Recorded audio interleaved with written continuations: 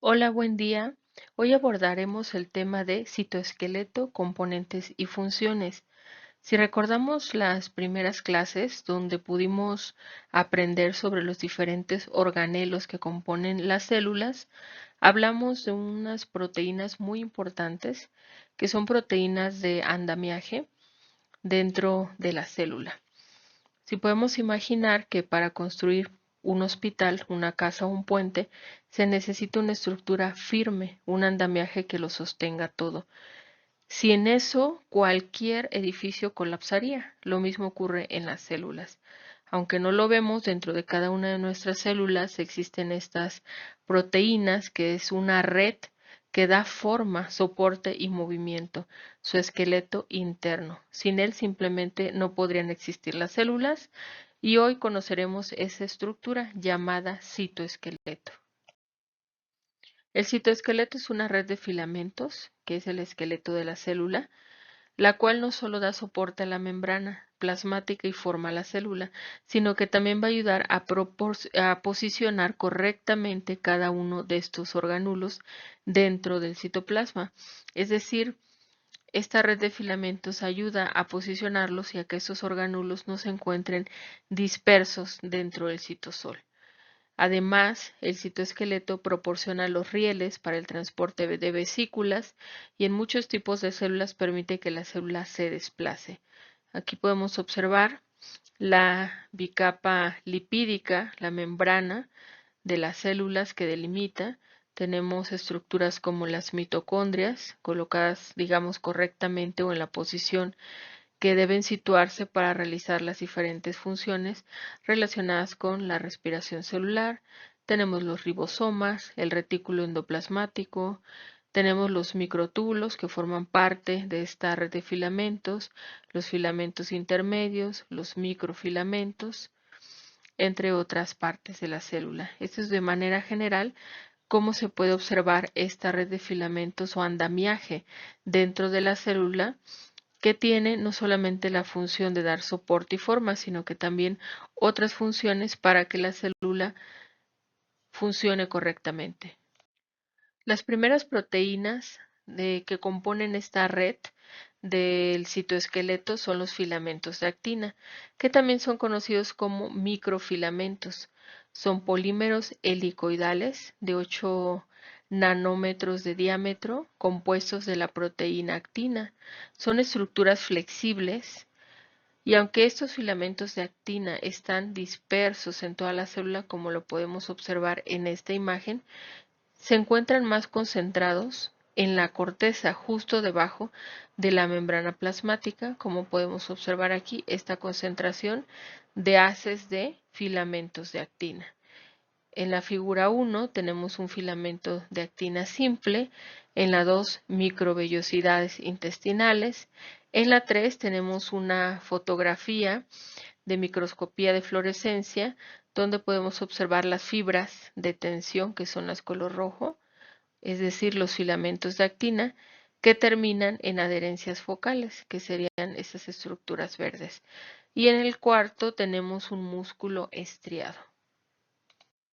Los filamentos de actina se encuentran debajo de la membrana plasmática de las células animales en una capa llamada corteza celular. Como podemos observar aquí están los filamentos de actina. Aquí tenemos la bicapa lipídica y tenemos proteínas de anclaje que a su vez van a estar organizadas con otras proteínas como la miosina 2 más los filamentos de actina para formar este tipo de organización en la célula que nos va a ayudar a proporcionar movimiento, por ejemplo, en procesos tan importantes como la contracción muscular. Aquí en esta imagen es como si diéramos un zoom a este pequeño fragmento debajo de la bicapa lipídica y podemos observar las diferentes proteínas que están participando. También se pueden formar muchos tipos de proyecciones en la superficie celular debido a esta organización, por ejemplo, los filopodios, los lamelipodios y los pseudópodos que las células utilizan para explorar territorio y moverse. Nuevamente aquí podemos observar los haces de filamentos de actina formando las denominadas fibras de estrés durante el desplazamiento celular.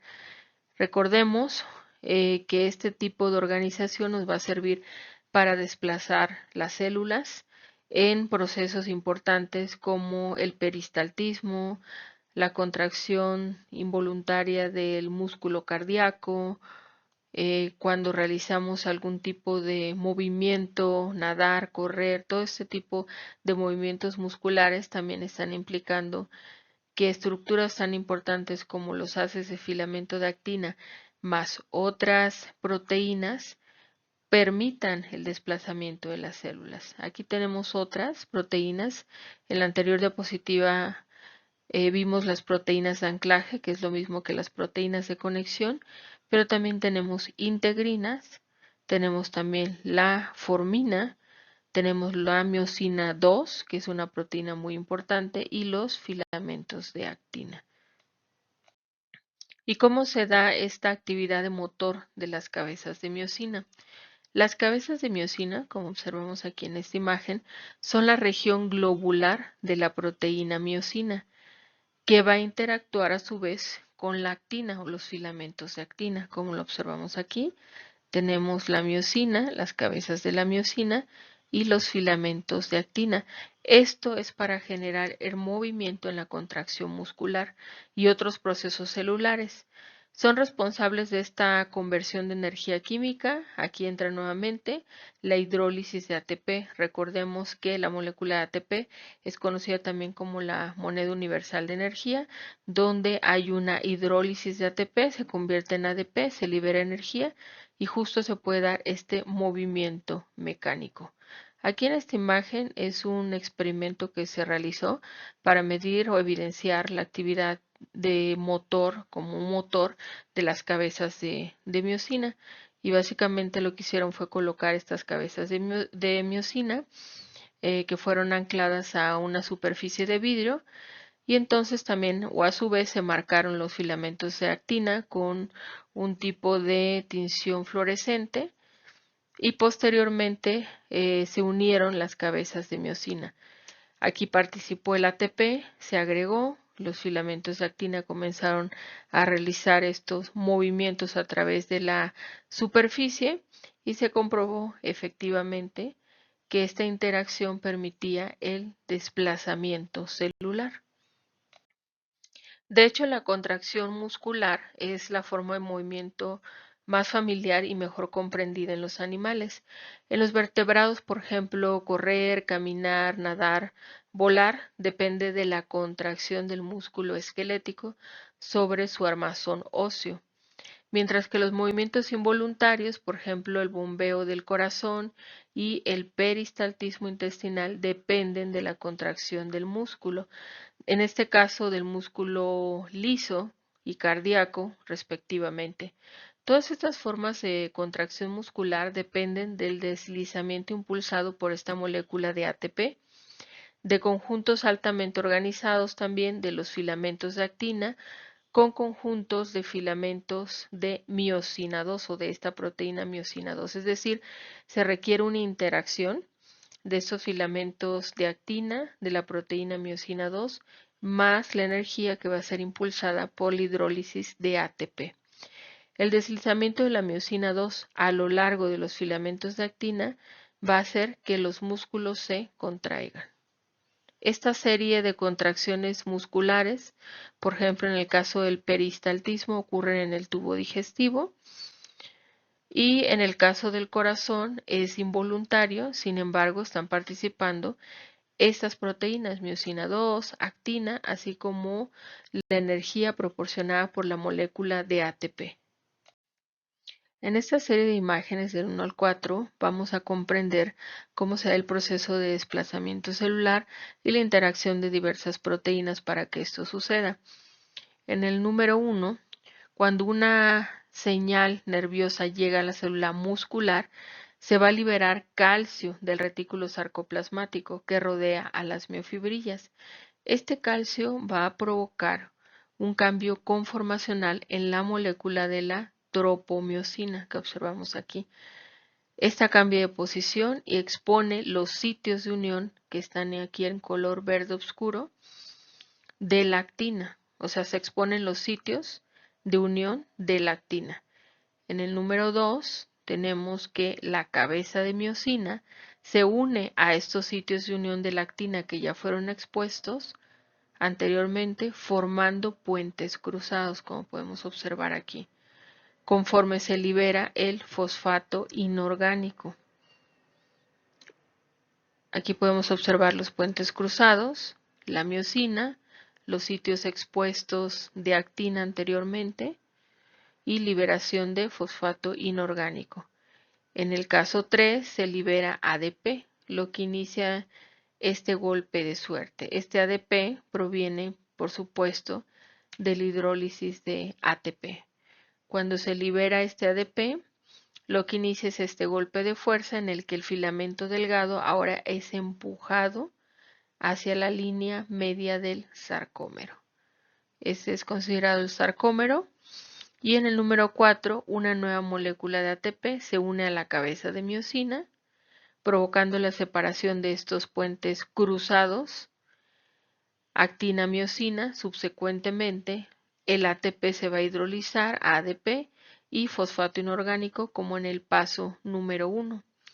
Y la energía transferida del ATP a la cabeza de miosina hace que ésta se retraiga como si fuera un gatillo en una pistola. Este ciclo de contracción continúa hasta que para la señal nerviosa y el calcio puede ser ahora reabsorbido por el retículo sarcoplasmático, que inicialmente fue donde se liberó el calcio, para iniciar todo este proceso de desplazamiento celular, lo que hace que las moléculas de tropomiosina cubran los sitios de unión de la actina, es decir, ya no estarían expuestos. Esto, por supuesto, hace que la miosina deje de formar estos puentes cruzados que finalmente nos llevaron a liberación de ADP y finalmente el desplazamiento celular como si fuera una retracción, como si fuera un gatillo de una pistola. Es decir, el ciclo vuelve a comenzar y todo dependerá de la liberación de calcio, de que la tropomiosina exponga estos sitios para la actina y por supuesto de que la célula reciba una señal. Solamente así puede comenzar ese proceso de desplazamiento celular. En el caso del peristaltismo, que es un proceso que requiere desplazamiento celular, este va a ayudar a mover los alimentos a través del tubo digestivo. En primer lugar, los músculos de las paredes del esófago van a crear ondas de contracciones que van a impulsar el bolo alimenticio, producto de la masticación de los alimentos.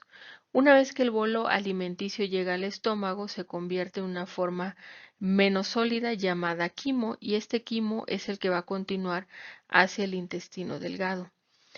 Los músculos o todo este proceso de peristaltismo depende o está controlado por la contracción de músculos circulares y músculos longitudinales. Los músculos circulares se contraen, en este caso, para reducir el diámetro de la luz del esófago o intestino delgado. Y los músculos longitudinales se van a encargar de o van a realizar contracciones para reducir esa longitud de esa sección, en este caso el esófago o intestino delgado. Durante este proceso se va a producir moco para lubricar continuamente la masa de alimentos y reducir así la fricción. Y la fibra dietética proporciona, digamos, el forraje, por así decirlo, necesario para que los músculos empujen durante el peristaltismo. De ahí la importancia de una alimentación rica en fibra, porque justo ayuda a procesos tan importantes como el peristaltismo, donde están involucrados movimientos entre los filamentos de actina, proteínas como la miosina, además de que se requiere energía a través o se obtiene a través de las moléculas de ATP.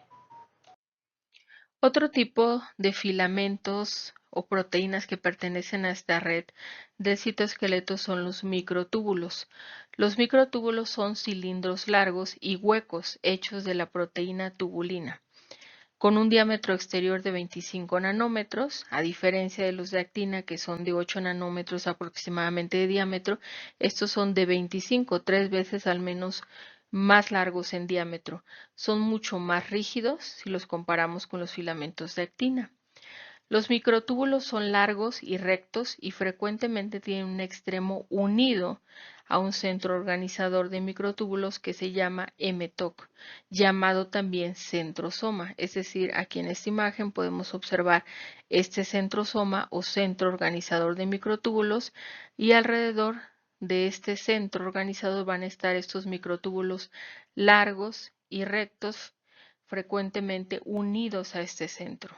En estas imágenes podemos observar estos centros tan importantes. Aquí tenemos en la imagen número 1 un microtúbulo único, es decir, solamente una unidad del mismo. En el número 2 tenemos una sección transversal en la base de 3 hilios que muestra los microtúbulos triples. Es como si hiciéramos un corte transversal y pudiéramos observar desde arriba estos microtúbulos. Y finalmente la matriz de microtúbulos en interfase, que está en color verde, es decir, recordemos que en el proceso de ciclo celular, en la parte de interfase, las células no están en división. Entonces aquí podemos observar cómo se ven los microtúbulos. Y tenemos los organulos en color rojo, por ejemplo aquí. Y en el caso del 4 tenemos un protozoo ciliado que también posee microtúbulos. Respecto a los microtúbulos, aquí podemos observar nuevamente la estructura y sus subunidades. La subunidad de cada protofilamento es un heterodímero de tubulina. Recordemos que ya hablamos de que esta proteína llamada microtúbulo está compuesta sobre todo de tubulina, que está formada a partir de un par estrechamente unido de monómeros de tubulina alfa y de tubulina beta. Como lo podemos observar aquí en esta imagen, tenemos el heterodímero de tubulina alfa y beta, que es a su vez una subunidad del microtúbulo. Cuando estas se van uniendo, se forma un protofilamento. Y aquí podemos observar el microtúbulo, la parte hueca y cómo están estructurados estos heterodímeros de tubulina alfa y beta. La molécula de GTP en el monómero de alfa-tubulina está tan estrechamente unida que puede considerarse también una parte integral de la proteína. Aquí podemos observarlo. Tenemos a beta-tubulina, alfa-tubulina y aquí tenemos la molécula de GTP. Sin embargo, esta molécula de GTP en el monómero de beta-tubulina está menos unida y tiene un papel importante en la dinámica de los filamentos. GTP se muestra aquí en color rojo y en el B se muestra esquemáticamente la subunidad del heterodímero alfa y beta y cómo se van formando los protofilamentos. Cada protofilamento de muchas subunidades adyacentes con la misma orientación y podemos observar en C el microtúbulo que es hueco, rígido y está formado por 13 protofilamentos alineados, podemos observar aquí en paralelo. El siguiente grupo de proteínas que pertenece a esta estructura tan importante denominada citoesqueleto son los filamentos intermedios. Aquí en esta imagen podemos observar los filamentos intermedios de manera individual. Estas son fibras parecidas a cuerdas con un diámetro de cerca de 10 nanómetros. Por lo tanto, son casi similar o un poquito más grande en tamaño que los filamentos de actina, pero más pequeñas que los microtúbulos en cuanto a diámetro. Están hechas de esta proteína de filamentos intermedios que constituye una familia heterogénea y grande. Un tipo de filamento intermedio que forma una malla es la lámina nuclear, justo debajo de la membrana nuclear interna. Aquí podemos observar el núcleo y podemos observar esta malla que es la lámina nuclear justo debajo de la membrana nuclear. Es una estructura muy importante que también da soporte, como lo comentamos al principio. Todas estas proteínas que pertenecen al citoesqueleto sirven de andamiaje, de soporte y para que cada estructura o organelo celular se encuentre en su lugar correcto para realizar las diferentes o los diferentes procesos celulares. Aquí tenemos en esta imagen los filamentos intermedios en neuronas y también en células epiteliales. Y los diferentes procesos celulares que requieren movilidad, uno de ellos es el proceso de división celular, es decir, donde se ven involucradas proteínas del citoesqueleto que se van reorganizando o rearreglando para que en la parte de la mitosis, en la parte final, se dé la separación de las dos células hijas con el mismo material genético idéntico. Este proceso de separación es la citocinesis y observamos cómo estas proteínas en las dos células hijas se reorganizaron, todas las proteínas que tienen que ver con citoesqueleto como actina, como los filamentos también intermedios o la tubulina, entre otros. Este proceso de división celular solo es un ejemplo. Ya vimos a lo largo de la presentación, por ejemplo, el proceso de peristaltismo o la contracción del músculo cardíaco que es de manera involuntaria o simplemente cuando hacemos actividades como correr, nadar, donde se implica movimiento, donde se implica que las células musculares se activen a partir de una señal. Por supuesto que todo esto va a requerir que moléculas o proteínas tan importantes como las del citoesqueleto se reorganicen o se organicen de tal manera, como en el caso de la miosina y la actina, para que se pueda dar todo este movimiento celular. En esta tabla podemos observar resumidos las diferentes características de los filamentos de actina, los filamentos intermedios y los microtúbulos, que son las proteínas de andamiaje del citoesqueleto. Por ejemplo, los filamentos de actina tienen 7 nanómetros, tamaño aproximado de diámetro, los intermedios 10 nanómetros y los microtúbulos 25 nanómetros, son más gruesos. La proteína principal en los filamentos de actina, como su nombre lo indica, es la actina, en particular G-actina y F-actina. Y los filamentos intermedios varían según el tipo celular, por ejemplo, queratina, bimentina, etc. O sea, pueden estar compuestos por este tipo de proteínas. Los microtúbulos de tubulina, alfa y beta tubulina, recordemos los dímeros que se forman para las subunidades de los microtúbulos. Y las funciones principales de los filamentos de actina es dar la forma celular, movimiento, contracción, división celular. Los filamentos intermedios sobre todo dan soporte mecánico y resistencia a la tensión, y los microtúbulos, por ejemplo, transporte intracelular, división celular, en el caso del uso mitótico durante la mitosis o el movimiento de cilios o flagelos. El dinamismo. Los filamentos de actina son muy dinámicos, los intermedios son estables y los microtúbulos son muy dinámicos. En cuanto a la ubicación, los de actina, si recuerda en las primeras imágenes observamos que se encuentran debajo de la corteza celular, que hay proteínas de anclaje o de conexión para estos filamentos de actina, que prácticamente están abajo de la corteza y se ancla esta actina con otras proteínas y se encuentran también en periferia celular. Los filamentos intermedios se encuentran sobre todo alrededor del núcleo y extendido. También recordemos este tipo de estructura, digamos, como un centro de microtúbulos en la parte alrededor del núcleo, donde los microtúbulos, perdón, los filamentos intermedios se encontraban alrededor de este centro. Y los microtúbulos se encuentran desde el centrosoma hacia la periferia. En el caso de las células eucariotas, estas utilizan un sistema de membrana interno para agregar o remover proteínas de la superficie celular, en este caso canales iónicos, receptores o transportadores. En esta imagen observamos los dos tipos de procesos. Uno es la exocitosis y otro es la endocitosis.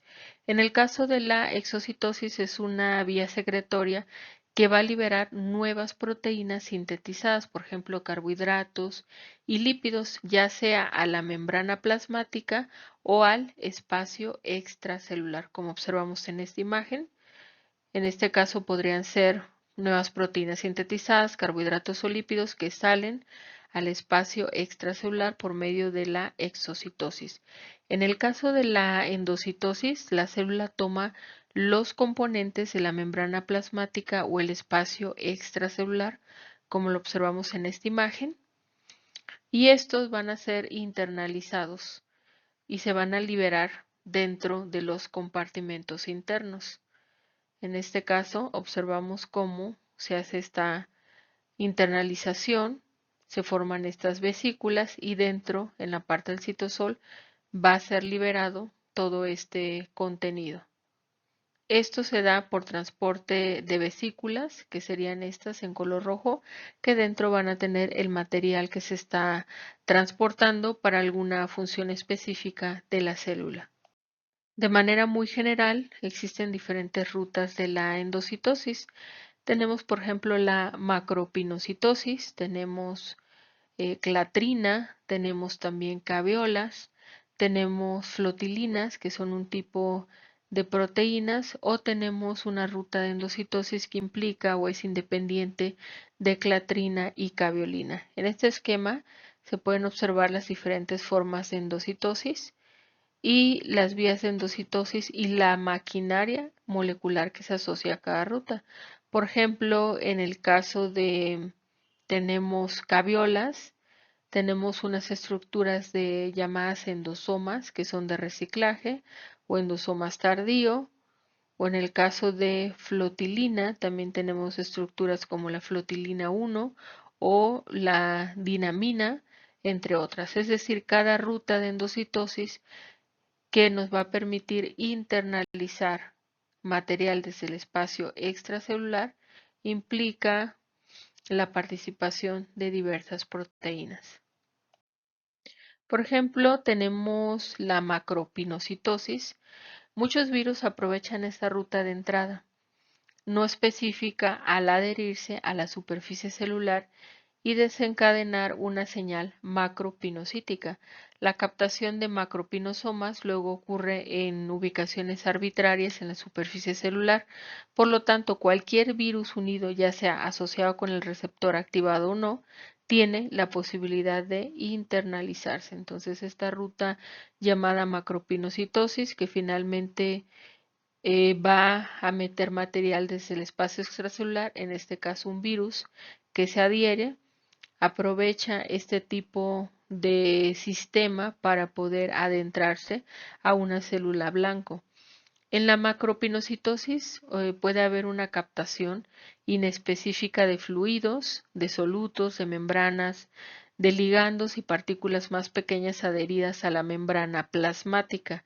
La formación de este tipo de vesículas, como podemos observar, es grande porque son estructuras aparentemente grandes y esto resulta en la formación de pliegues en la superficie celular que prácticamente van a atrapar o van a prácticamente engullen una porción de material extracelular en una vesícula llamada macropinosoma. Como lo podemos observar aquí, prácticamente ya está cerrado y es la estructura llamada macropinosoma, donde se va a encontrar en este caso el virus, que posteriormente va a poder ser liberados en los endosomas tardíos y realizar toda la maquinaria o implementar toda la maquinaria de infección para el caso de los virus.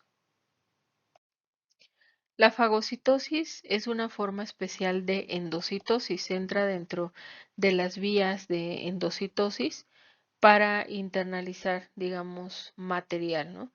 En este caso, la fagocitosis es cuando la célula utiliza o una célula utiliza grandes vesículas endocíticas llamadas fagosomas para ingerir partículas grandes como microorganismos y células muertas. La fagocitosis es distinta tanto en propósito como en mecanismo comparado a la macropinocitosis. Por ejemplo, aquí tenemos en esta imagen una bacteria que está siendo prácticamente fagocitada. Aquí tenemos la membrana plasmática y el pseudópodo. Las flechas rojas, en este caso, apuntan a los bordes de procesos delgados llamados pseudópodos de una célula especialidad llamada macrófago que se extiende como collares para engullir los glóbulos rojos en este caso. Aquí tenemos la estructura grande, es el macrófago y prácticamente está envolviendo o está realizando esta internalización de estos glóbulos rojos, así como está sucediendo en B con una bacteria. En los mamíferos existen dos clases importantes de glóbulos blancos que actúan como fagocitos profesionales, es decir, si hablamos de fagocitosis, estamos hablando de estas células específicas que pertenecen a los glóbulos blancos, que son los macrófagos y los neutrófilos. Para el caso del proceso de fagocitosis, se deben llevar a cabo diferentes interacciones y dinámicas de las membranas durante este proceso. En este caso participan, por ejemplo, los filamentos de actina. Una bacteria en el cuerpo es reconocida por los anticuerpos que recubren su superficie. El receptor Fc en la superficie de las células fagocíticas, aquí lo podemos observar en color rojo, va a reclutar a la bacteria hacia la membrana plasmática. Aquí tenemos los anticuerpos en la bacteria y los receptores. En este caso, los receptores se encuentran en las células fagocíticas. Esto inicia el proceso de fagocitosis al desencadenar la formación de unas estructuras llamadas pseudópodos que comienzan a rodear la bacteria. La extensión de estos pseudópodos y la formación de los fagosomas va a ser impulsado por la polimerización y reorganización de los filamentos de actina que observamos aquí en color rojo. Esto va a responder a la acumulación de fosfoinosítidos específicos en la membrana del fagosoma en formación. En este caso, PI45P2 va a estimular la polimerización de actina que promueve la formación de los pseudópodos. Esas estructuras se van alargando para finalmente formar el fagosoma, donde dentro se encuentra la bacteria. Y luego PI345, P3, despolimeriza los filamentos de actina en la base. Entonces, este proceso de polimerización, despolimerización, se lleva a cabo gracias a estas proteínas. Aquí lo más importante recordar es que en procesos como la fagocitosis, un tipo de filamentos que pertenecen al citoesqueleto, como los filamentos de actina, están participando y de qué manera esta organización o esta participación es importante para rodear, en este caso, a esta bacteria, encerrarla y formar la estructura del fagosoma. Otro tipo de proceso de endocitosis es la formación de las vesículas de clatrina. En este caso, se muestran los pasos secuenciales involucrados en este tipo de endocitosis, que es mediada por esta proteína llamada clatrina, y algunos de los componentes claves que participan en cada etapa. Por ejemplo, tenemos el proceso de nucleación, donde comienza este tipo de invaginación. Esta estructura de la membrana se va invaginando y aquí podemos observar las moléculas de clatrina, pero también tenemos EPC15 que está participando y luego tenemos una escisión o un corte. Este se da por una proteína llamada dinamina, es decir, una vez que está realizada la invaginación de manera correcta y en el tamaño correcto, se realiza esta escisión por la dinamina y finalmente se forma este complejo AP2 que observamos aquí. Entonces, esta formación de vesículas que va a transportar diferentes moléculas dentro está mediada por la clatrina, que es la proteína principal que está rodeando este tipo de complejos. Recordemos, estamos hablando de endocitosis. Otro tipo de endocitosis es la que está mediada por clatrina. Este mecanismo es el mejor caracterizado para la entrada de moléculas a la célula y requiere una serie de componentes estructurales para poder formar una vesícula de manera que pueda ser internalizada. Uno de estos compuestos es la clatrina. Aquí tenemos este complejo proteico, vamos a darle un zoom. Está formado por 3 cadenas ligeras y 3 cadenas pesadas, aquí en color morado. Esto constituye una unidad llamada triesqueleto o trisquelión de clatrina. Este complejo a su vez es reclutado a la membrana plasmática por proteínas adaptadoras. como el complejo AP2, que está formado por 4 subunidades. Ese complejo AP2 va a interactuar con clatrina a través de la unidad beta-2 y va a estimular su polimerización generando una malla de clatrina que podemos observar aquí que cubre a la vesícula. Y por último, para finalizar este tema, tenemos otro tipo de endocitosis, pero mediado por caviolas. En esta ruta, las caviolinas son el principal componente estructural. Aquí podemos observar la estructura de una caviola. Tenemos la proteína CAP, que se inserta en las capas lipídicas de la membrana celular. Aquí tenemos a la caviolina, esta está insertada en la bicapa lipídica. Se forman invaginaciones dando la estructura tridimensional que conforman las caviolas. Aquí tenemos los fosfolípidos marcados en color verde, los esfingolípidos y tenemos las moléculas de colesterol en la bicapa lipídica. Entonces, una vez que se forman esta estructura de caviola por medio de estas invaginaciones, podemos observar esta organización en el caso de B de cómo se encuentra la proteína caviolina, cómo se encuentran los fosfolípidos, esfingolípidos y colesterol.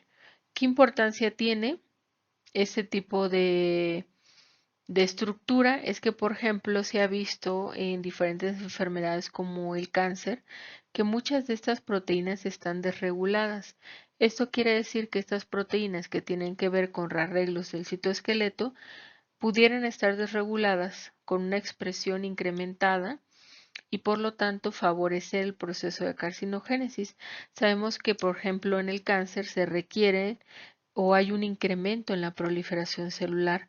Por lo tanto, este incremento en la proliferación o rearreglos o reorganizaciones de las partes de las células se requieren para favorecer el proceso de cáncer. Por lo tanto, incluso Caviola se ha utilizado como un marcador o biomarcador en diferentes tipos de cánceres. Y bueno, por mi parte sería todo. Si tienen alguna duda, voy a estar pendiente en la plataforma de los cursos propedéuticos de la Facultad de Medicina. Hasta luego.